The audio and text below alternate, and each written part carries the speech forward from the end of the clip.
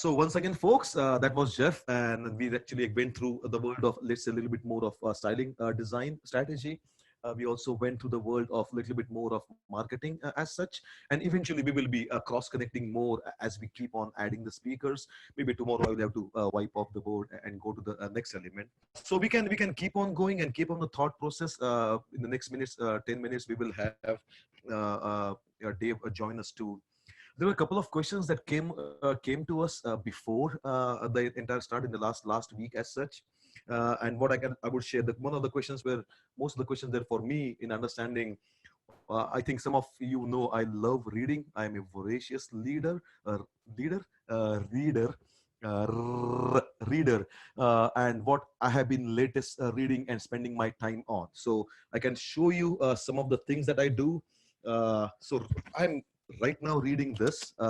It's an amazing book. By the way, Bill Bryson, hands down, is one of my most famous writer, go-to writer as such. I have read each and every of his book a couple of times. This one I'm still going through it. It's pretty interesting. I think the way I got hooked onto it was this book. By the way, this is just literally as it is, a short history of nearly everything. Again, he doesn't pay me to say this. He doesn't even know I exist, but I know he exists. This is book not just for the designer in you. This is a book for the curious person in you. It literally is a short history of everything. Means, when I say everything starts with the world of dinosaurs and comes right now to the world of quantum mechanics too. And if you want to understand or want to learn what is storytelling, this guy has to the extreme details and refinement of how to tell a story. The first time I read this book was literally to make sure I go from chapter to chapter. There are 20, 25 chapters as such, but the lead in at the end of the chapter, you don't want to do nothing else than read to the next chapter. It took me a couple of weeks to go through this book. And believe me, the wife is in the other room. She's working too. She hated me for those 2 weeks because I could not do anything than keep the book down. It's riveting. And now I think I have gone through a couple of them twice and I just understand the way he writes. But the reason I bring this is this got me hooked. I'm right now going with the body. But the other ones, if you are a designer, the earlier one was not for a designer. Try to read this one. Again by the same author. Again by the same author. It's called At Home. It literally, At Home would be predominantly, I would say, US slash, I would say, European homes, not necessarily homes back in India or something. But it helps you explain how the different elements in the house got their names and what is the genesis for them to do that. Like, why is it called the butler's pantry? Why is it called the master's suite? And it goes with all the cellar things and why it was happening the way it was. And I think as George Nelson from Herman Miller, or he was from Herman Miller, said, good design is a response to the social is a response to the social pop culture around you, and that exactly happens with any product, including the world of architecture too. And it just helps you explain the small soffits and the small details. I'm not an architect, but just helping going through this helped me a lot of what needs to be done. I know Dave has already joined there and he's in the queue. Couple of other things. These were especially good for me. The mother tongue and made in America. It's really good for a person like me. It means I'm an immigrant over here in the US. I came 18 years ago. At that time, not at that time, I thought I knew English. I still think I know English, but understanding how English started back in the motherland, in the world of British Isles, and then what English changed in the world of Americana is just beautiful. Like, why do we call certain things and how they became a part of a specific Americana landscape? It's again for the literate or a literature influence kind of a book. Nothing designerly in this, but understanding when you say shooting from the hip. Believe me, I came here 18 years ago at GM Design Studio, and people are saying like, yeah, that guy, he just shoots from the hip. Like, I had no idea what he was really saying. In fact, the first time, one of my friend offered me a ride in a 69 Mustang. And he said, Gio, it's Woodward Cruise. You want to ride shotgun with me? I said, no, I'm not going to have a shotgun in my hand and ride with you. Look at me. But it was a completely different meaning when you say riding shotgun or shooting from a hip or target profiles. And there is amazing way to see how everything got the meaning as it. So books like this keep me interested. I still find time to read through the books. I'm not going to have a complaint against people who say they have kids and they cannot find time, and sometimes that's really the case. My kids are a little bit older now. I have a 10-year-old or 10 and a half and 8.5, if they will tell me. So the way I say is I still make sure I get my time to read my books. And how I try to explain that to people, I think, is look at a 2 by 2 matrix as such, right? We always think we always are made to think, or we are programmed to think it's a work-life balance. I typically not don't use the word balance. I try to see it's in work and life integration. Balance seems you have to give something to get something.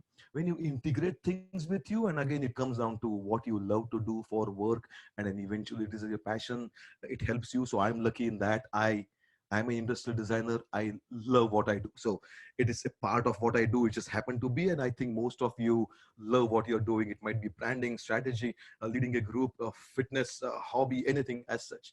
So in the 2 by 2 compartments, and maybe Dave, give me a couple of minutes more till we come to you. If it's a 2 by 2 compartment, here is work. We still have to keep on working. It's finally puts the bread on the table. Then there's work. Then there is family. Yeah, we are family comes first, right? But then we have to keep on feeding the family too. So it's family, it's you, your immediate close knit family. But then it comes to the third part also, and that is the social part of it. Your friends, maybe your extended relatives, and the way you still have to be with them and just enjoy what you're doing. But the fourth quadrant is you, yourself, self. And sometimes people might be thinking like, no, how I can be so selfish in doing something just for me and not putting time for my kids or my friends or my work. Sometimes it's not the selfishness part of you, but you have to be healthy. And if you're going to go 1 hour to the gym, maybe not right now, after a couple of months, it's investing into you, so you're taking care of your family, right? If you're going to read books like this, it's not being selfish and not reading a storybook for your kids. By the way, I have a completely different formula for that. It's making sure that you are inspired enough to bring on these different configurations, different conversations to the dining table, so that your kids are not just learning from you, but the sociality of who you are, right? We are still social animals, and especially right now more than ever, we need to bring in all this, I would say, different points. I think we talked about connecting the points. It's not just connecting the points, but connecting the right points, and then how you involve your own self-learning into the other three quadrants. So that was the answer to my long answer to my question of right now what I'm reading. Great book. Again, he's not a doctor, but it tells you about what organs are. And can anybody take a guess of which organ he started to explain about in the body?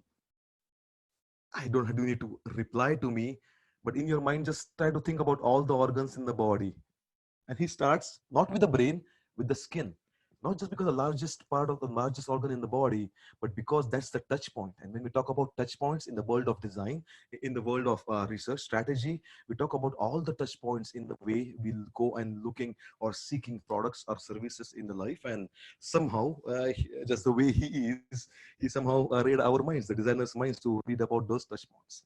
Anyway, we'll 2014. What a perfect timing. I'm doing really well. And we have Dave joining us. Actually, he joined us. Maybe he just went out for a cup of coffee or something. So we will start when he comes. Before Dave comes, Lanea, let me know if we need to do anything else as we are going through. If I think you might just let me know if you need to add anything. By the way, feel free on connecting with us. Sundberg-Ferar, LinkedIn, I would say Instagram. By the way, we are really proud of our Instagram page. Everyone should be. But the way we have, I would say, a blend of things are happening over there.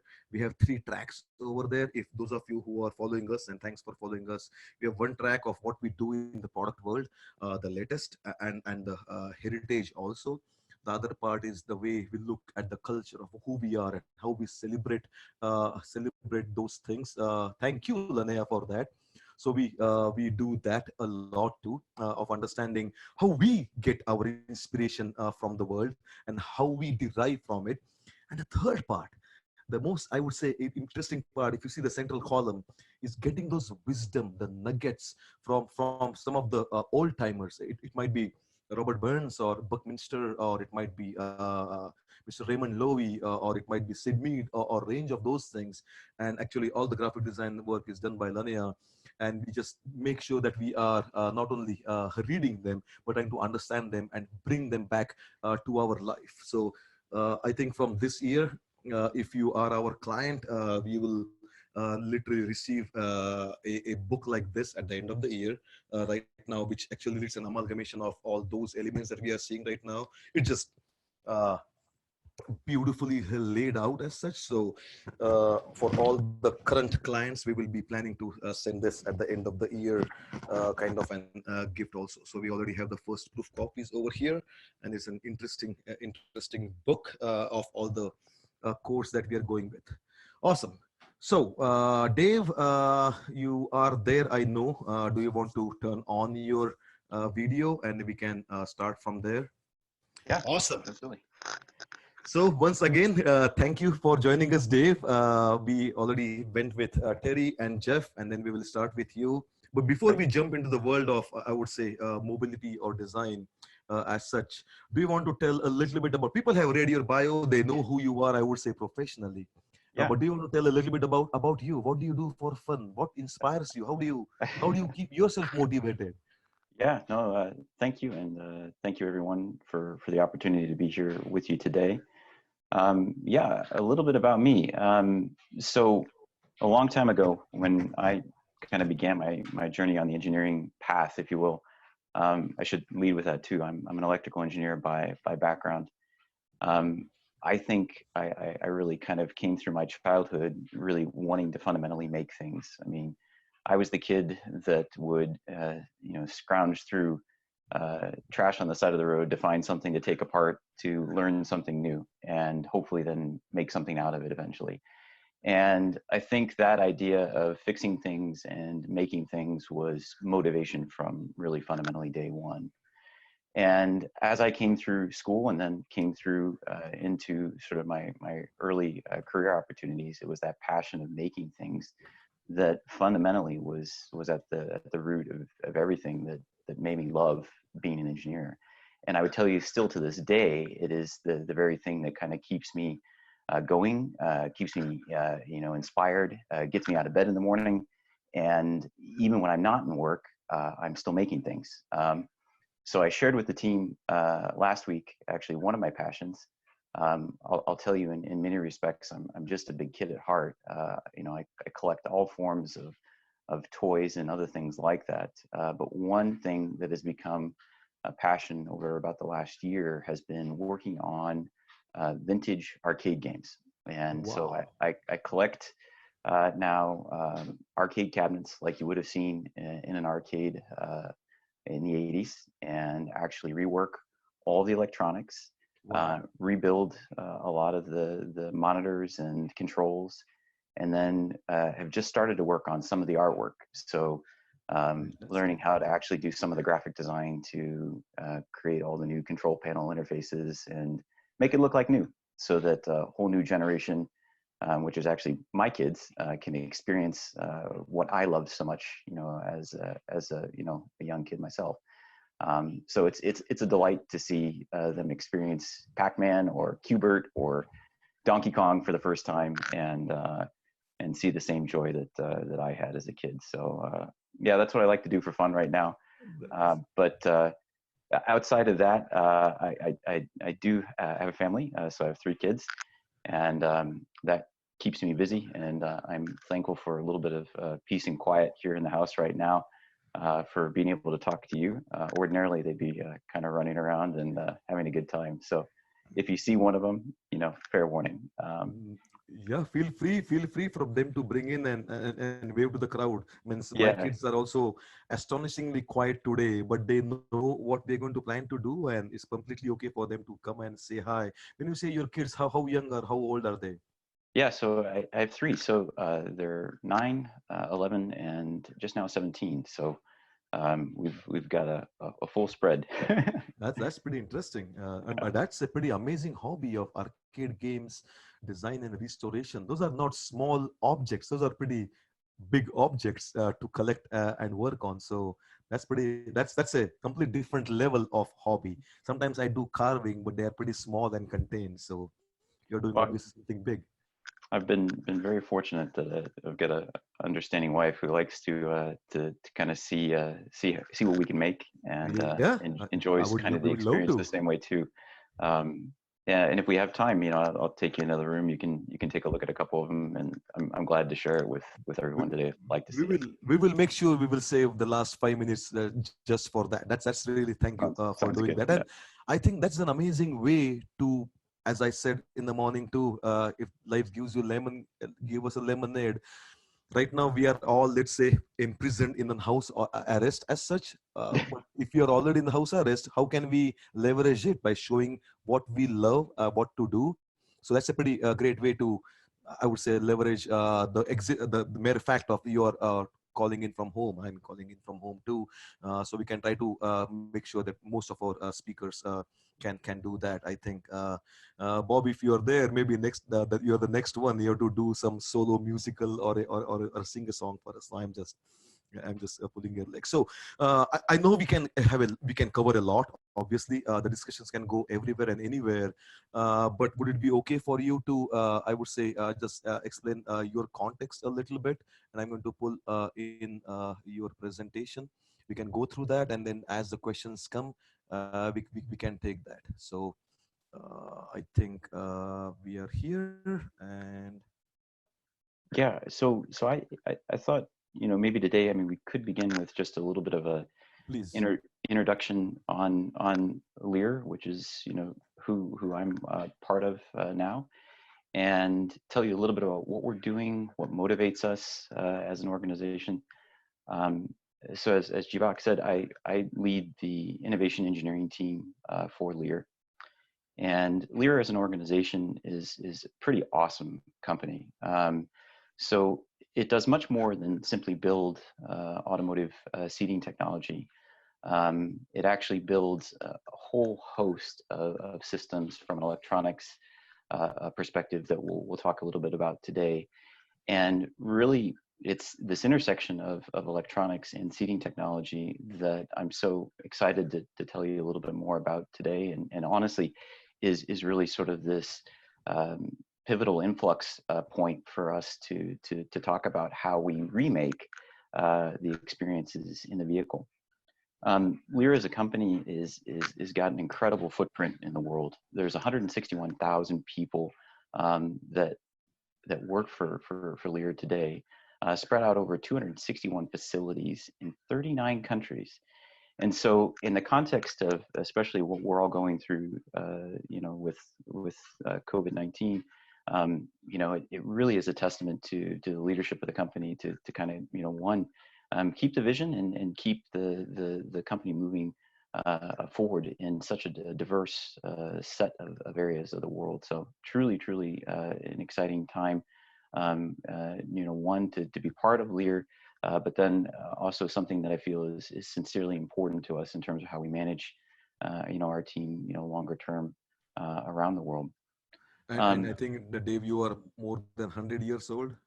Yeah, so Lear, 102-year-old manufacturing company. So manufacturing is at its core, and that really what I would tell you is sort of the fundamental pragmatic motivator about how we've approached business for the last 102 years. And when we look at the company kind of going forward, we're really accelerating our innovation scope around what we look at from autonomous, connected, electric, and really sort of that shared mobility future. And so as I kind of walk the story between how our various organizations work together, you'll start to see sort of that interconnection point as a system when we talk about the vehicle. So let's go on to the next page. So from an electronic standpoint, we really touch all of the DNA of the vehicle. So all of the wiring, the interconnect, the body electronics, that basically stitch all that interconnect together from both a power and a data distribution perspective in the vehicle. So the idea here is that fundamentally, like, we build a lot of really what is the backbone of how you and the interconnect in your vehicle communicate not only together, but then also with the outside world. So if we take the next slide here, when we go to the outside world, the other area that is really absolutely just exploding in terms of growth is connectivity, and connectivity in the form of connected services that can be offered to you as experiences in your vehicle. And so that's an element of, as we look at sort of this, you know, again, infrastructure, this DNA of the vehicle, that we're kind of continuing to expand in by building connected gateway applications that not only allow you to move the data around in the vehicle, but then move the data out of the vehicle.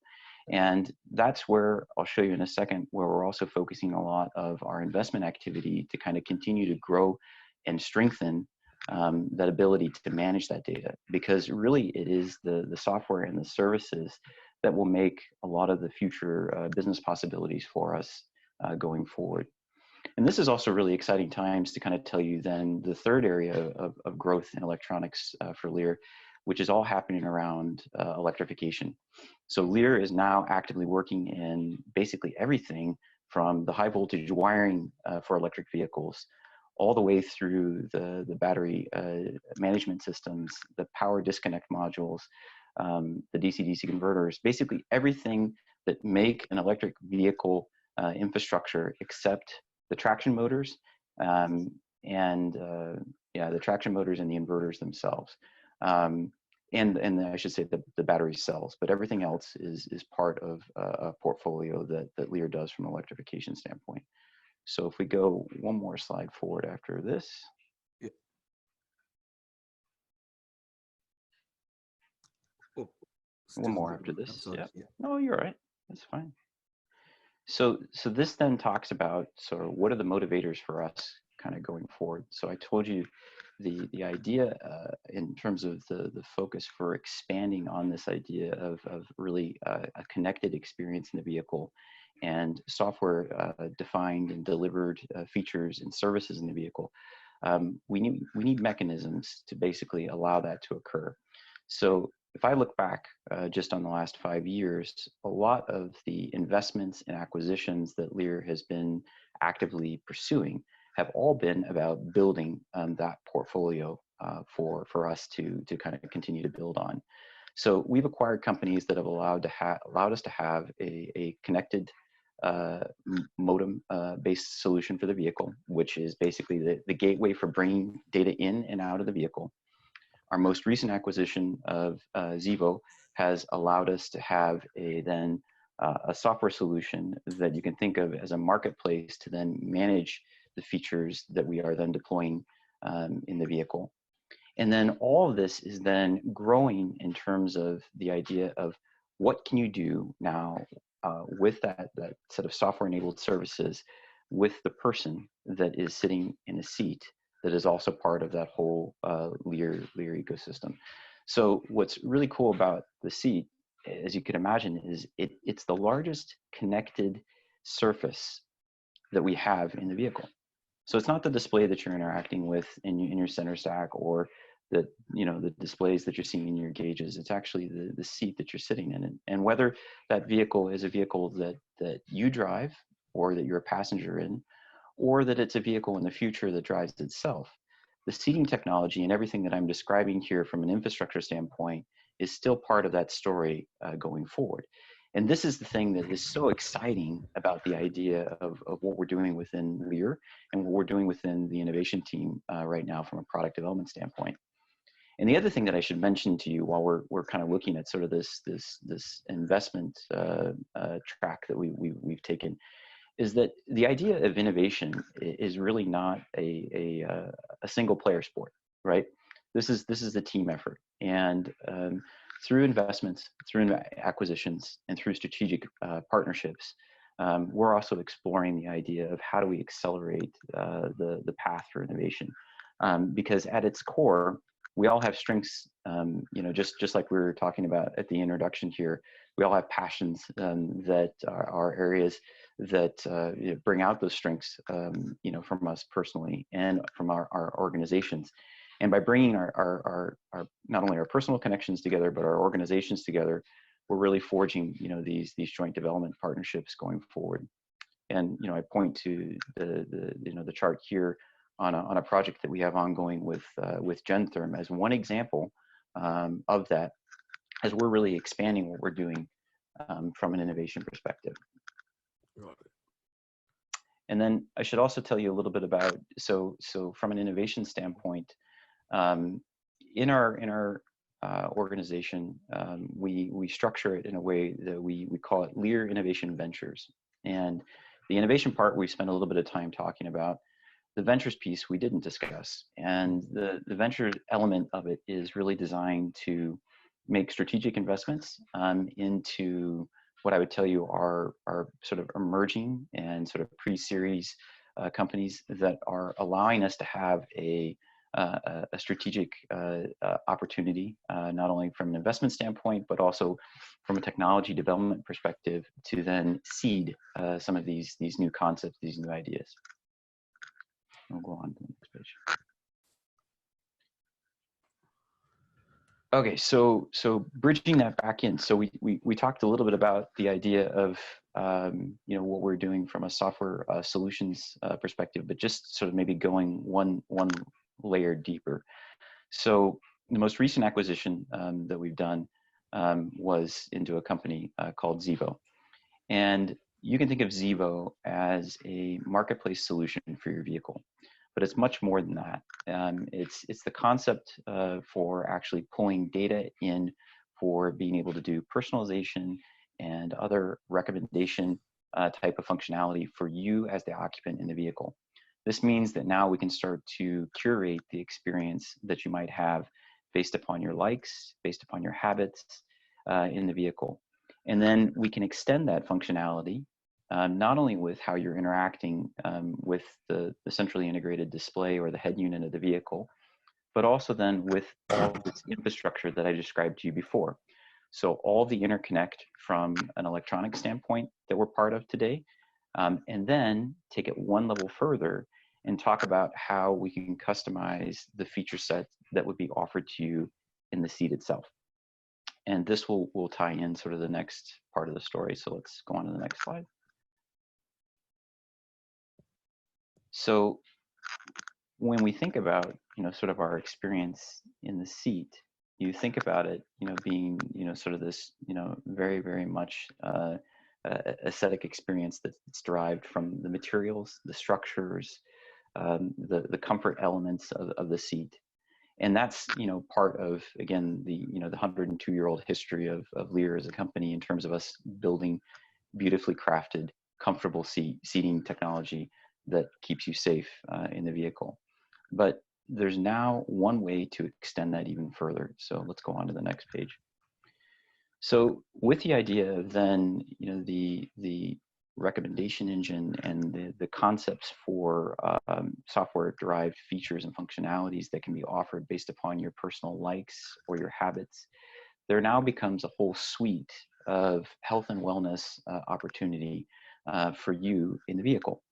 So our Into suite of technology actually builds off of the idea of embedding biometric technology into the seat that can start to do interesting things in terms of being able to sense heart rate, sense respiration, can then start to do things with that information that allow you to be more comfortable in the seat that you're experiencing, or I'm sorry, in the seat that you're sitting in as an experience.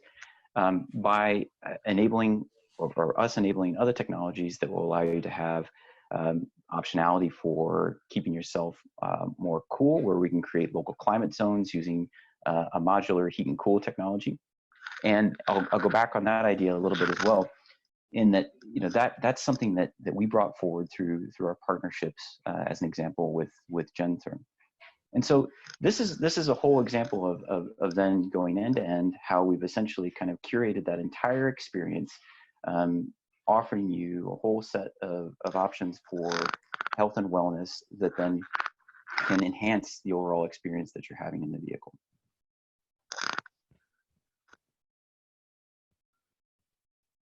Awesome. Thank you, Mr. Dave, for that. Let me at least go back for one or two elements as such. That was beautiful just to lay out the structure of the of the brand and the domain as such.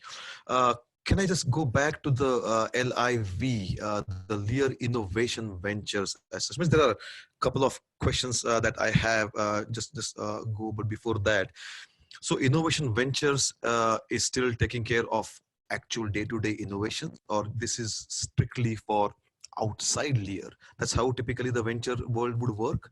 And if that works when you go outside, it means, I think the question was, how do you find those elements? Means we typically have the hunter-gatherer elements. You specifically have an core array of things that you want to go out and plug those ventures in, or it's literally going out and seeing what might stick? Is there any merit to any approach that you are taking?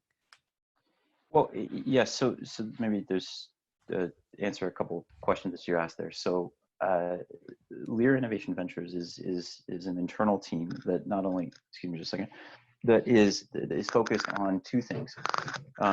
One, on internal innovation, which connotates the idea of really a product development focus. And then the second is the venture element that you described in terms of the hunting for new ideas. And the way we go about that is connected to the overall product development concept and product development roadmap that are not only at a corporate level that we're seeking to pursue, but also from individual business units. So we look at sort of the overall roadmap that's coming out from either of our business units, and then we look at the white space in the future of where that roadmap is going. And then that informs sort of the idea of where to look, where to hunt for new venture opportunity. And then the strategic element that I was describing earlier then comes in making the investment, and then using the core of that innovation team from an engineering perspective internally to then build out that idea. So then that becomes a seed, that becomes the proof of concept, if you will, that then moves into the overall product roadmap plan, where it becomes the fill in that white space of the end-to-end product roadmap. So that's the way we look at sort of being able to do internal development, balance that with external investment, and then that's also how we inform the idea of where we look. That's pretty interesting. It's not an easy task by itself to. I think we are getting some questions, and I think we should at least try to take this question by it Hans, is especially in this context of COVID-19 and the rest of things that we are hearing.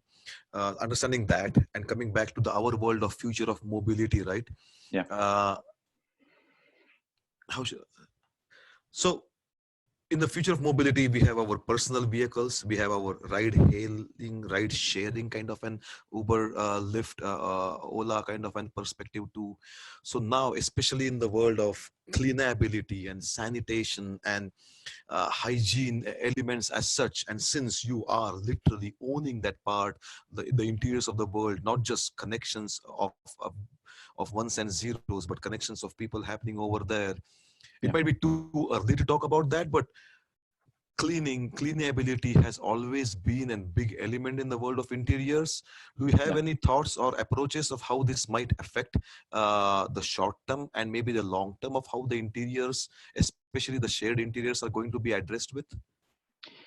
Yeah, it's a great point, great question, and it is something that we've thought a lot about. So one of the things I didn't mention in the last slide, there is a description of a system that we call our Configure Plus, and Configure Plus Configure E Plus contemplates the idea of what we might do in these reconfigurable spaces for shared mobility. And the notion of that not only talks about the various seating configuration, but it also talks about the materials and the serviceability of the materials that are making up that seating surface that you're experiencing. So we've thought a lot about the idea of how you would have trim sections that could be serviced, that could be updated, not only for wear, but also for sanitation. We've also baked in to the idea of the surface materials elements that will allow them to be hygienic, where they can be self-cleaning in some respects by their physical properties or chemical properties. And then, you know, take that one step further in the sense that connect that back into what's happening from, you know, the sensors that are in the vehicle that are part of the electrical infrastructure in the vehicle. And now you can gain a sensing ability for, you know, what else might be happening in that environment. And you can make contextual understanding and recommendation based upon what you might be sensing from that environment. That's pretty interesting. Means now I understand it more. You already are working on that. Maybe it would be now more focused, but you can understand the biofiguring and then the bio bridge as such to understand what might be needed. I have I have a question. Means it's just AI is pretty important. I think you kind of mentioned that in the way it might try to see what behaviors or what likes you have when you are inside the vehicle as such, and maybe the system can react or put a program for you on the fly. That's beautiful. But my question is a little bit more now removed from the world of mobility. As just an everyday user, it's happening. Maybe Yeah. Google or it's other companies too. They're tracking. They're making sense of what's happening through Siri, through what the searches we do, and it's pretty good. I'm not denying it. It's going to be meaningful. It helps you it anticipate things you want to do. If I'm going camping somewhere, I start to get those ads. I understand that world. I'm not negating that.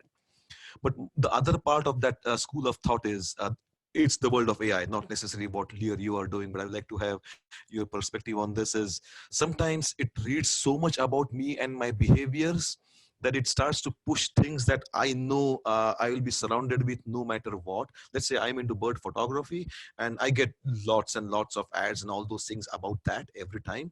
It as a human, it doesn't allow me to go and say, okay, what else I would love. I do that on my own to see if anything else interests me or not.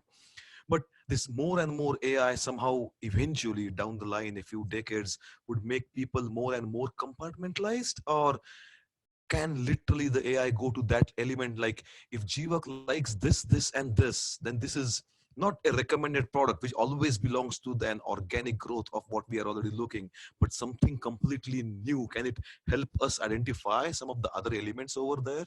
And maybe this might be just a generic question, but any thoughts about AI in that perspective of what it's going to collect from this massive world and push onto me based on what I like or don't like?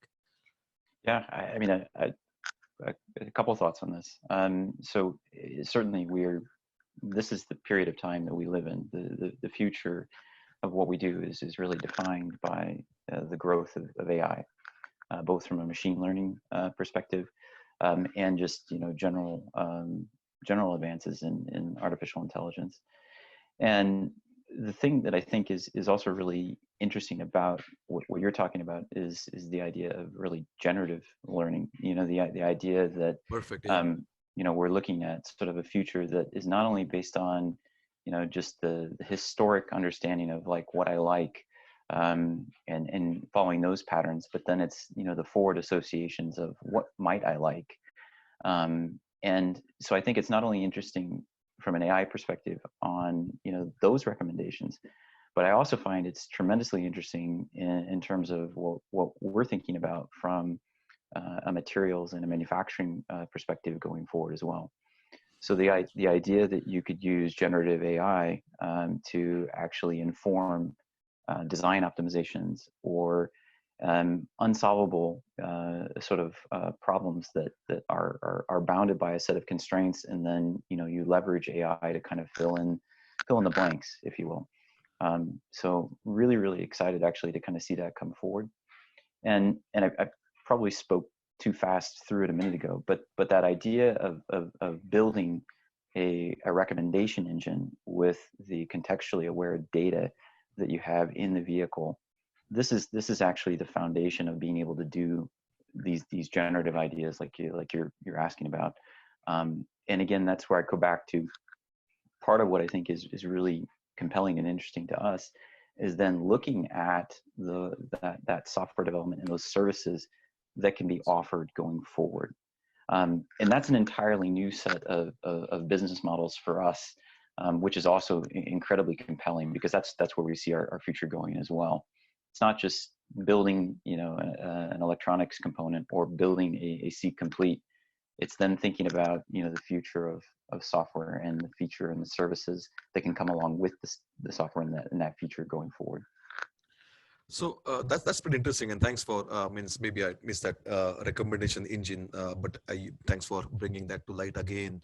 So talking about we're talking about what the technology can do, but again, I think as you said, it's also designed not just for the functionality, but designed for the desirability. So Yeah. from that perspective, I think the next question is how might we enable customization or personalization of our future vehicle? Yeah, I think this is the other thing that is just one of those sort of macro trends in terms of what we all care about in the way that we use products today. We want the ability to personalize. We want the ability to customize it to the way that we like to use, that item. Why should the vehicle or the experience that we have in our vehicle be any different? And so part of kind of walking you through that whole story of the infrastructure that we support physically in the vehicle, but then this idea of what we can do from sort of that software defined experience controlling those physical things in the vehicle. I think that's what gives us sort of this ability for sort of future customization, future personalization in vehicle. But I would extend the idea and say that, one of the things that we're thinking deeply about going forward as well is having optionality from a manufacturing standpoint that would allow us to create personalization, optimization, and at the actual product level itself. So when you want to physically customize something, giving you again that optionality that you can do that. That also goes back on your other question about sort of the idea of future shared mobility instances where again maybe you could customize the interior. And one of the things that we've talked about in that Configure Plus description as well is the idea that in a shared environment, your seating configuration can be prepared and can be ready for the things that you like. So it can be set to the right temperature, it can be set to the right position, offering you the right comfort and offering you the right feel that you'd like to have in your shared ride experience going forward. And what you make makes perfect sense. And some of our listeners are from all around the world. And I'm from Michigan. Just yesterday we had snow on the ground. And when Dave mentioned about having the vehicle, it might be the steering wheel or the seats to be the right temperature. When I was in India 18 years ago, that did not make sense to me, but I can attest to it.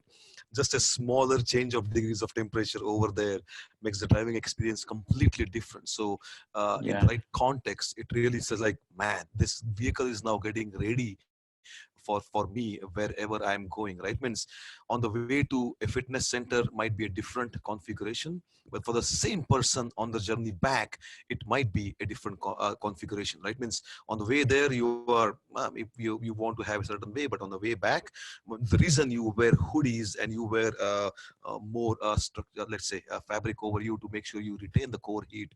So how can vehicle understand and anticipate if you're going from here to your LA fitness and coming back? Well, that's pretty beautiful. It means that we don't need to solve anything right now, but that mere effect goes a long way.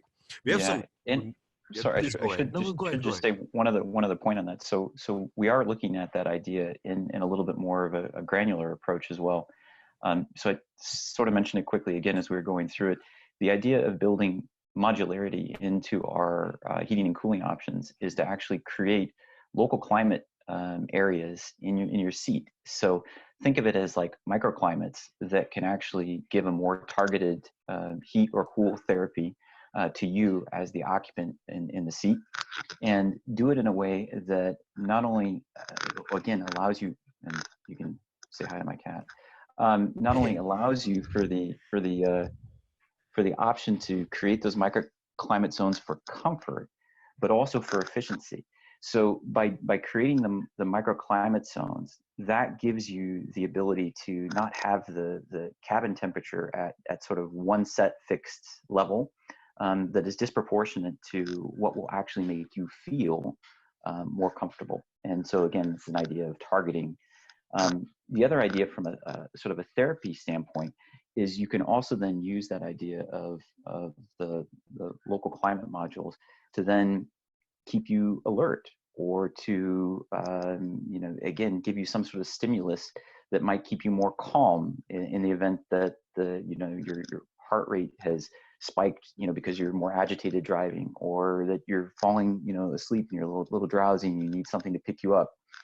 I'm sure we've all shocked ourselves with kind of the AC, but this is a mechanism by thinking, about, like, if we perceive that you're drowsy, or we perceive that you're agitated, that then we can actually start to make, adjustments, subtle adjustments that simply keep you in that natural, comfortable state, without having to make, one of those big, large scale changes in the vehicle. And that's a beautiful way to look at it. It means, I know this is not legible, but you're addressing the prevention and the cure. Yeah, means if you are drowsy and you're sleeping, yeah, you can shock a person and make him look at where he or she wants to look. But what you're saying is not even letting that happen. How to make sure you anticipate through your biomarkers, and understanding where they are and how to keep them more in that particular state. Because you're saying, right, means it's just a few, not few, temperature difference makes a person feel agitated. It always happens. And especially if you're thinking about, the more and more you think about it, the more and more it may or may not happen. But that's those elements of ergonomics, which is not just reach or the visibility elements as such, but making your well-being, being where you are and behaving well. That's pretty interesting one. I know we have to save at least the last 5 minutes for looking at the arcade games, but there are a couple of questions. This is from Hassan. It's a pretty long question, so I will try to paraphrase it a little bit more smaller. So we understand what COVID-19 has been doing right now. I think overarching question is, apart from tactile cleanliness or the shared mobility part of it, how this COVID-19, if at all, can affect at the higher industry level. Like, I think the other question here might be whether we would learn something from this sanitation, hygiene, cleanliness thing, or this will just be a blur after a few months. I'm trying to now extrapolate the question. So not about just mobility, but is the industry going to get affected? It's a pretty big question. If you want to, you can take a swab at it. I'm not an expert in that area. I have no idea. If you can, you can. Sure, I'll take a couple of swings at it. So I think definitely this has been one of these inflection points that will change the way that we look at everything. And honestly speaking, before COVID-19 even happened, you could see a trend that was starting to occur on the idea of sustainability in industries at large. The idea of even hiring and having, a chief sustainability officer has become, something that is more prevalent in corporations today. And I think that's a sort of a portent of the future that is telling us that, yeah, not only is corporate culture changing to accommodate that, but the planning process from, a logistics and a manufacturing standpoint globally is adapting to that as well. And then I would also tell you that that's something that, again, going back to sort of the introductory slide on Lear, one of the reasons why we've kept such a diverse footprint in the world is for that idea of sustainability, connecting the things that we make to the locations in the world where we can have, sort of the shortest reach in some respects. So that speaks to the diversity element to it. But again, I would also go back on the idea that, you know, this moment in time is making us, you know, rethink everything, you know, for the future, not just us, but everyone, I would believe. I think we should take this question, and there are many, but this is a little bit different. It's still exactly in your domain, Dave, especially on this slide about the world. You cater to the entire world as such, and the interiors and seatings are pretty a big part of it. I'm again going to paraphrase this question. It's from Yogesh, I think, from India, and he's talking about shared mobility, about understanding how it's going to happen, but not just from the Uber and Lyft personal, but more in the context of public transportation, the bus, the trains, the trams, in densely populated cities, in India, in China, or let's say Africa, Brazil, where public transportation is still pretty mainstream of doing and commuting. So uh, I I know you, when I say you, Lear might not be a supplier for a public transportation industry, but talking about this element of shared interiors, especially public transportation, what's your let's say perspective on this? That's a pretty beautiful question. Lots of population is going to be affected by public transportation now. So the idea of how is the population affected? Maybe. No, sorry. The last one was just me. So it's about shared mobility, especially interiors. We're talking about cleanliness or other elements as such.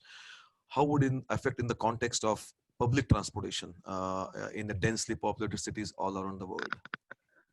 So yeah, I mean, since we don't really participate, you know, in the public transportation segment.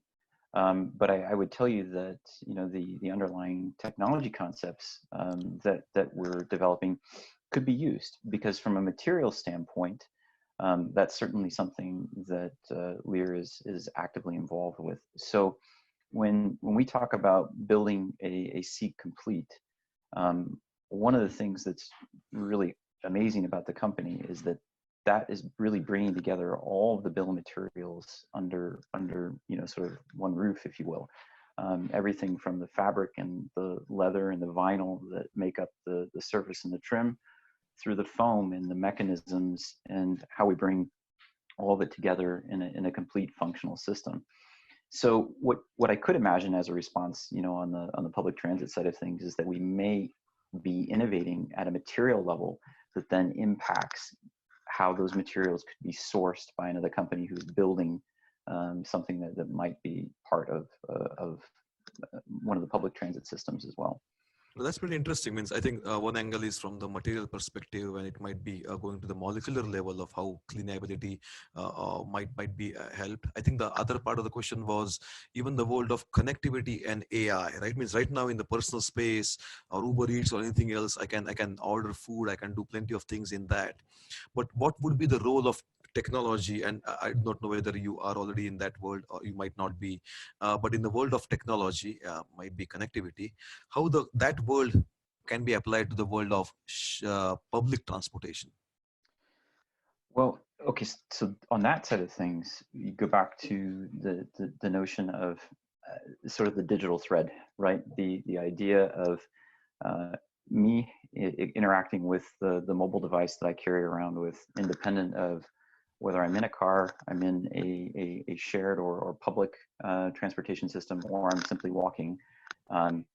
But connecting that end-to-end journey is something that certainly is part of, as you're, you know, collecting data out of that mobile device and then handing that data off from one system to the next, is that we think a lot about. Whether that's through the applications that you're using on your mobile device, or that's through using the sensors and the data that we've collected, or that's being collected from those sensors, and then curating that to be used either inside the vehicle or inside the shared you know, public transit that you might be experiencing. And that end-to-end story from a larger data perspective is something that we're really interested in, because then again, going back on that idea of making recommendations or you know, predicting, you know, what you might need going forward, even though again we might not be part of the public mobility story, when you transition into that last mile or a connected part of it that's using either a personal vehicle or that's using a shared mobility vehicle that is a shared passenger vehicle where we have technology. We've handed that data off, right? Where now we know something about your journey, we know something about what you've experienced in the public transit environment, and now we can start to make decisions about how it might be helpful inside the vehicle that you're in. That's beautiful. Again, thanks for that question, Yogesh. I think one more element. I miss Gustav. He's a economist. I think from Europe, predominantly. I think from Spain.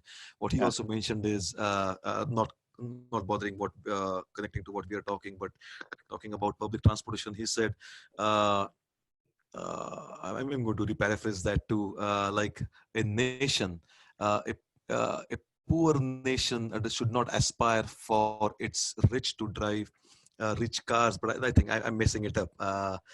But I think it's the other way around. A nation's, I think, richness will depend on not for the poor to finally go and afford a rich car, but the rich people finally not succumbing to finally, let's say, using the shared or public transportation as such. So that's I completely butchered it, but maybe I can find the right quote and send you in the chat. But thank you again. But I think can you still take a few minutes to show us your arcade games? I would really like to see that, and I think most of our hundreds of audience here would like to see what you mentioned about making things happen. Right? That's how you started. You started with your kind of an ordeal of making things, and we would really enjoy if you can show some of those things. Yeah, absolutely. I'm glad to take you through it, and thank you all for having me today and letting me share a little bit about the story of Lear. I really appreciate that. If there's any more questions, I'm glad to answer them offline. But yeah, with that, if you'd like to see it, come with me. Yeah, we'll do a absolutely. little look and see journey in the house. So I like that. Yeah. all right, so they happen to be inside right now because, as Jivak was saying, it's still rather cold, here in Michigan. So with that, I'll just show you two that have been sort of works in progress over the last few Wow. weeks. So this is a Donkey Kong Jr. machine from about 1980, and completely rebuilt, all the controls, all the monitor, all the electronics on the inside. It was a basket case when it started, so quite literally, had animals living on the inside of it and had to be completely cleaned and rebuilt. Same here. This will probably take you back a little bit. This is a Ms. Pac-Man, totally rebuilt and now functional again. And as I told you earlier, we're also getting into the graphics. So this is a control panel overlay that we've completely redesigned and then repainted all the metal and everything to make it functional. So hopefully, that's pretty amazing. So I think your house will always be selected for any potluck parties. Means, do you allow people who come guests to your house play with them, or it's only for you and your kids? No. Of course, it's welcome to anybody who visits, and certainly it's something we like to share. I mean, that's always the joy of this is building something that other people can also use and experience and enjoy themselves. And again, I tell you, that's the same motivation about why we build things, from a professional standpoint too. Yeah, that's better, beautiful. Thank you, Dave. Again, and again, I think it goes for the entire audience. Means there are some small silver lining of what this COVID-19 is. Right, we get to get a peek of what Dave is working on, and eventually, let's see what some of the other speakers might show to us their personality kind of and traits too. So once again, Dave, really thank you. I know you're extremely busy, man. And let's see what the future of the interiors hold to us, either public or private. Great. And feel free to just unmute yourself and be with the conversation as we go forward. All right. Thank you for the opportunity, and thank you to the whole Sundberg-Ferar team for the support, and thank you for everyone being here today. Thank you. All right. Thank you. Take care. Awesome. That was awesome, guys. I hope you enjoyed that small tour around Dave's crib to see what he's up to when he's not designing the interiors of future vehicles.